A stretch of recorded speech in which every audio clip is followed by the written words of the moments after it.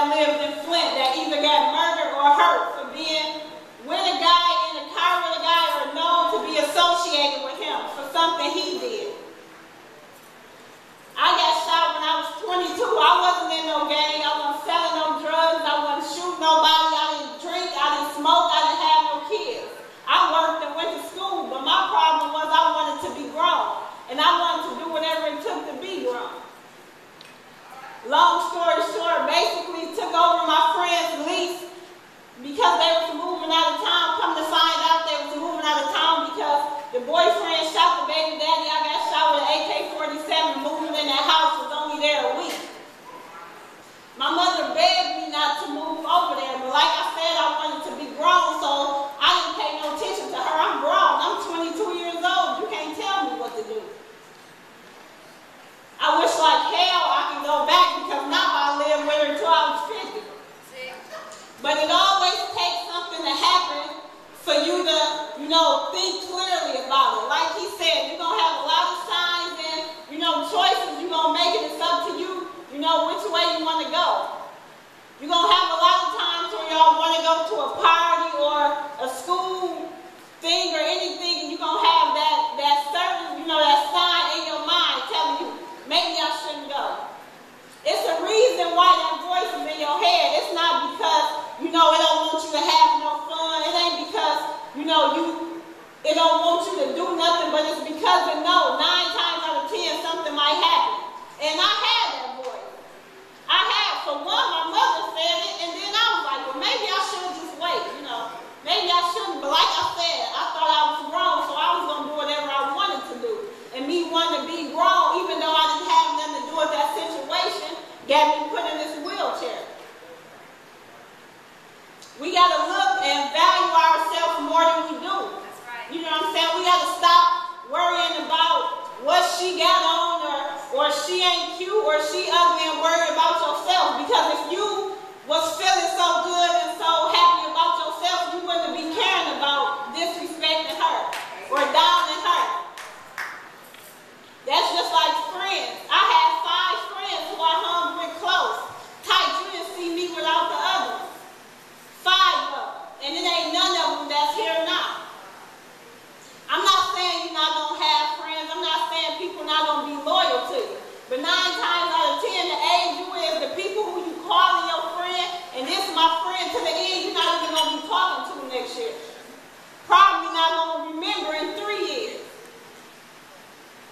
So you need to start paying attention to your teachers and, your mother and father because they there to help you. They're not there to steer you wrong. They're not there to tell you nothing. That's not right. And that's what we tell a lot of parents. Stop sugarcoating stuff. Stop making it seem like you're an angel and you never did nothing wrong in your life. Because that's a lot of times that would make kids go listen to other kids when they don't know no better. Because they feel like they can't come talk to you because you going to look down on them or you going to, be disappointed. Let them know the mistakes you made. Let them know, it's okay to make mistakes. Let them know what's right from wrong. That was the one thing I, had. My mother always told me, don't do this because this reason and that reason I did it and this is what happened to me. It wasn't never don't do this because this going to happen and this going to happen. She never made me feel like, she was better than me. She never made me feel like she didn't make mistakes. So anytime it was something I had to ask her about or any problem I had, I didn't have no problem going to her. But that's what's wrong with a lot of these teachers and parents because they make stuff seem like, they were so perfect and they didn't do no dirt and now these kids going to listen to another 15-year-old that don't know nothing. And then they wonder why, they child sitting there doing stuff they ain't got no business. And then want to blame it on this TV and on this music and all that. If you teaching your child what's right from wrong, that song can't teach her nothing because you didn't already instilled in her what she was supposed to do and what he was supposed to do.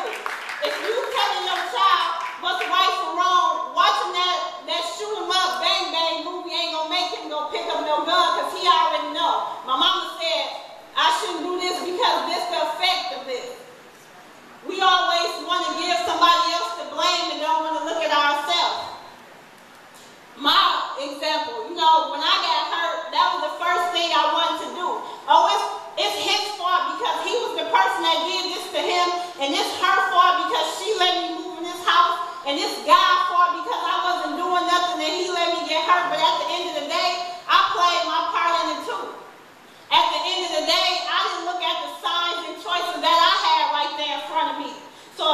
anybody should be blamed, it should be me.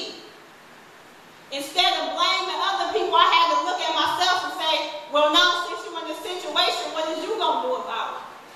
And luckily I had this organization to help me and mold me to be the better me. Like he said, you know, we're in wheelchairs, but, you know, we do everything everybody else do, but different. We drive, we got our own houses, cook, clean, vacuum, sweep, or do whatever. You know, so even though I'm in this wheelchair, I'm not letting it stop my life. And I hope all of y'all take heed to it, because sure enough, we love when we get new members, but we hate the reason why they're there. Who wants to see somebody else get hurt? Who want to see somebody else's child, mother, brother, or sister in the predicament we is? Because we don't. You know, and a lot of people take stuff for granted. You know, we always tell people to stand up and stretch, you know, and that's something so simple to do, but we would love to be able to do it. You know, I just signed up for school a couple of days ago, and it was some girls, they was walking, showing us the love tour